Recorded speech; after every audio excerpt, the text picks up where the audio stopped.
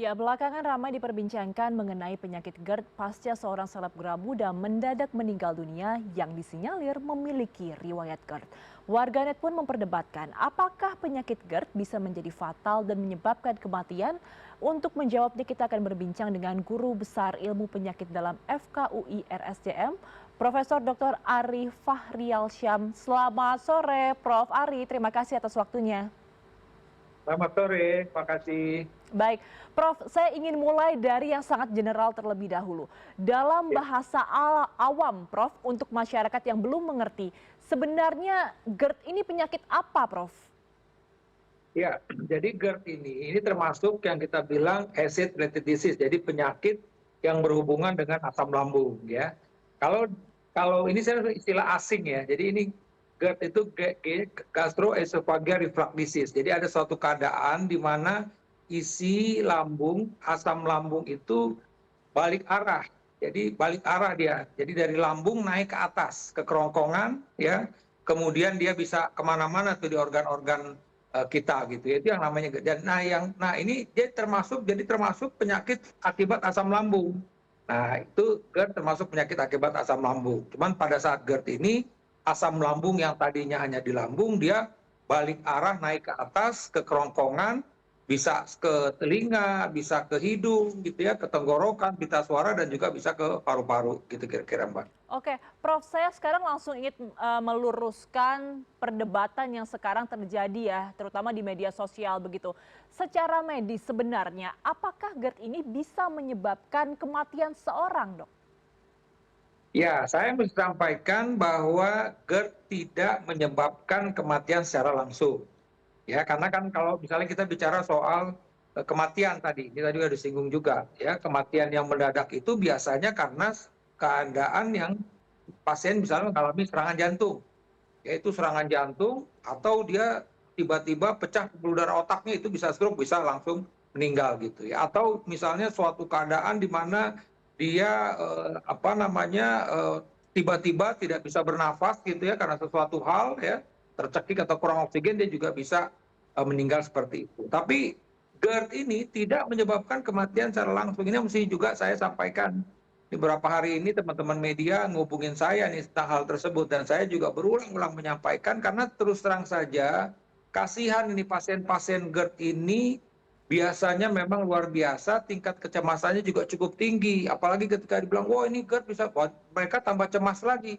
Ketika tambah cemas lagi, asam lambungnya tambah naik lagi, akhirnya GERD-nya jadi kambuh gitu. Itu yang mesti apa namanya ya masyarakat juga harus mengetahui bahwa sekali lagi seseorang itu kalau bicara soal GERD, memang angka GERD ini tengah masyarakat cukup tinggi.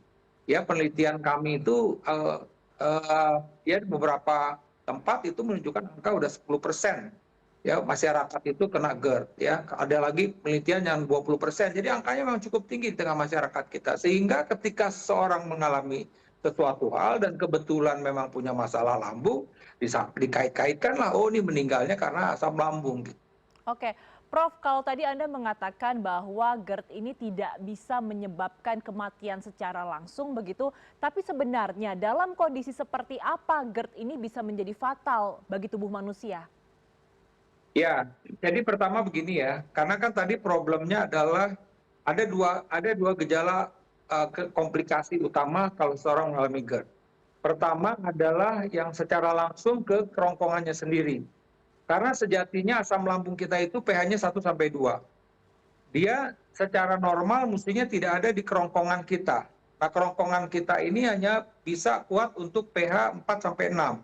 Sehingga apa yang terjadi? Mulailah terjadi perlukaan-perlukaan pada eh, kerongkongan bagian bawah ya, kerongkongan bagian bawah itu. Yaitu mulai dari luka. Ada grade-grade-nya, gradingnya dari A sampai D.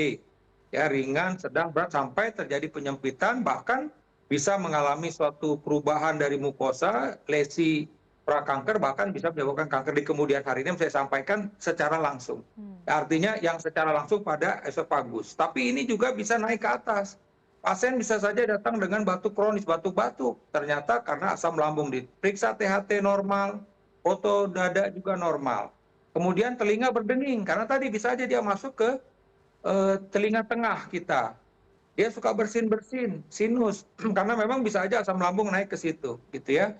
Dan suara serak, itu seringkali pasien datang pada kami, suara serak, diperiksa oleh THT, ternyata tidak ditemukan suatu kelainan yang diduga bahwa ini karena asam lambung. Jadi itu yang tadi memang asam lambung itu bisa dua hal. Nah, kalau kebetulan pasien ini memang punya masalah dengan jantung, jadi misalnya ada gangguan irama jantung, atau pasien ini memang sudah ada penyempitan jantung, terus terang saja kondisi GERD tersebut memang bisa mencetuskan.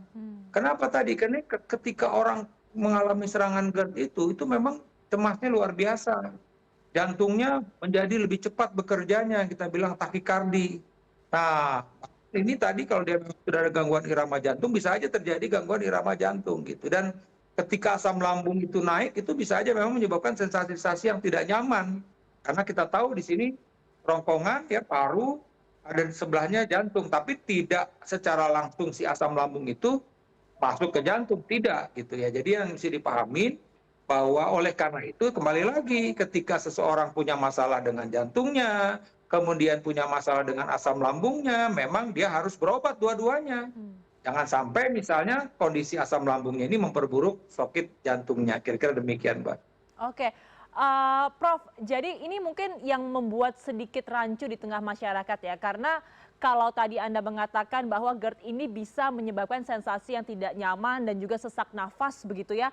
Bagaimana Ya. sebenarnya cara membedakan antara GERD yang memang kondisinya cukup akut dengan kondisi yang mengancam jiwa seperti serangan jantung? Ada bedanya tidak, Prof? Ya, terus terang saja kalau yang memang serangan jantung itu kan nyerinya sebelah kanan, kemudian ke ke tangan sebelah kiri ya, di dada kiri, jalan ke kiri, ke punggung, ke leher ya, dan itu bisa berlangsung dari 10 menit. Nah, kalau GERD itu memang lebih ke panas seperti ini dan mulut pahit. Tapi sekali lagi ketika kita mengalami suatu kondisi yang tidak nyaman, saya tetap menyarankan datang ke IGD dulu. Di IGD nanti dipastikan apakah ini memang karena serangan jantung, tentu dengan pemeriksaan EKG dokter bisa melihat bahwa ini ada serangan jantung atau tidak. Dengan pemeriksaan fisik dokter juga akan melihat apakah ini memang sesaknya karena paru-paru atau ini karena memang paru-parunya nggak masalah, berarti ini kemungkinan dari asam lambung gitu ya. Nah, tapi memang masalahnya pasien-pasien GERD ini suka panic disorder.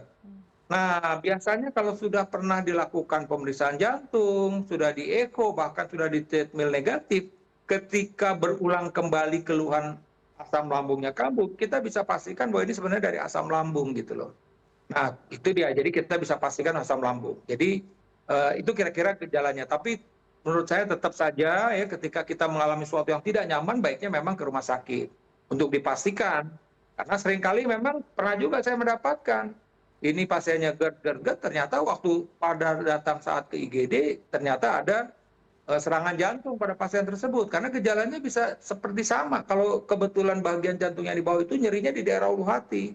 Berapa kali saya juga menemukan kasus seperti itu. Yang dianggap sakit mah biasa, tahu-tahu dia sedang mengalami serangan jantung gitu.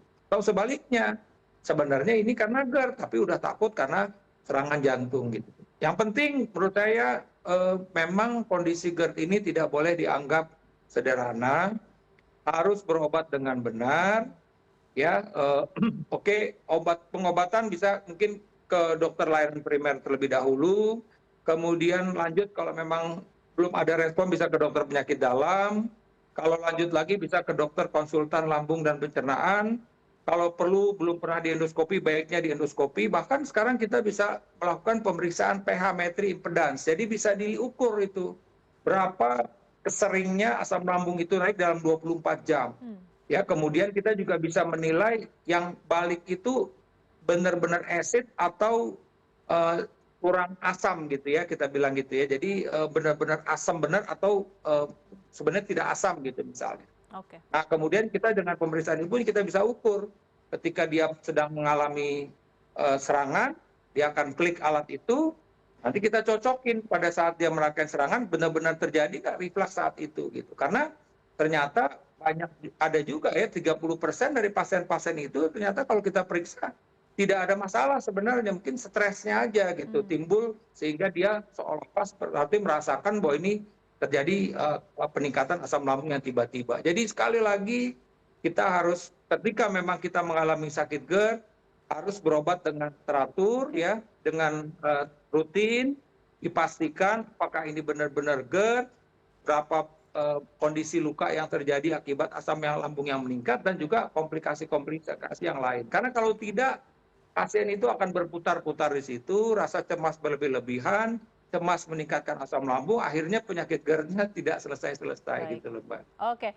Prof. Ari terakhir, kalau misalkan ini Anda tadi juga mengatakan bahwa di Indonesia cukup banyak yang terkena GERD sampai 10%. Bagaimana sebenarnya cara yang paling tepat untuk mencegah terjadinya GERD? Apakah dari pola makan, pola hidup? Dan kalau misalkan ada seseorang yang sudah terdiagnosa GERD begitu, apakah ia bisa sembuh total dengan penanganan yang tepat? Ya, jadi ketika memang ketahui GERD, itu bisa sembuh total. Saya sampaikan demikian, karena banyak juga hoax beredar di tengah masyarakat bahwa GERD itu nggak bisa sembuh. Tidak, pasien dengan GERD bisa sembuh total. Cuman memang tadi saya bilang, bahwa ada juga selain obat, ada perubahan gaya hidup. Perubahan gaya hidup apa? Kalau dia memang, mohon maaf, gemuk, obesitas, berat badannya harus dikurangin, dikontrol. Kalau dia rokok, minum alkohol, rokok dan alkohol harus stop. Kemudian dia punya kebiasaan makan coklat, keju, lemak-lemak tinggi, ini juga mesti dikurangin gitu ya. Kalau dia memang tidak pernah olahraga, dia harus olahraga rutin. Nah, yang juga penting adalah pengendalian diri. Memang kayaknya simpel, tapi nggak mudah juga. Ketika kita mengalami stres, bagaimana kita bisa memanage stres itu dengan baik gitu loh. Ya, jadi memanage stres itu dengan baik. Dan yang penting juga apa namanya, keluarga sekitar, kalau dia sudah berkeluarga tentu suami atau istri, kalau ini memang belum berkeluarga tentu orang tua, harus memberikan support kepada pasien-pasien ini. Karena pasien-pasien ini memang kadang-kadang dalam tanda petik itu tiba-tiba tadi kambuh, kemudian minta diantar ke rumah sakit. Nah, disinilah perlu support dari keluarga terdekat untuk bagaimana pasien-pasien ini bisa mengatasi masalah-masalahnya, Mbak. Kira-kira Oke, demikian, Mbak. baik. Terima kasih Prof. Ari atas informasinya. Semoga ini Terima bisa kasih. meluruskan ya apa yang sekarang menjadi perbincangan Ya, di tengah masyarakat dan membuat masyarakat lebih aware lagi terhadap kesehatannya. Sekali lagi terima kasih kepada Prof. terima Ari kasih. Fahrial Syam, Guru Besar Ilmu Penyakit dalam FKUI RSCM. Selamat sore, Prof. Sehat selalu. Terima kasih.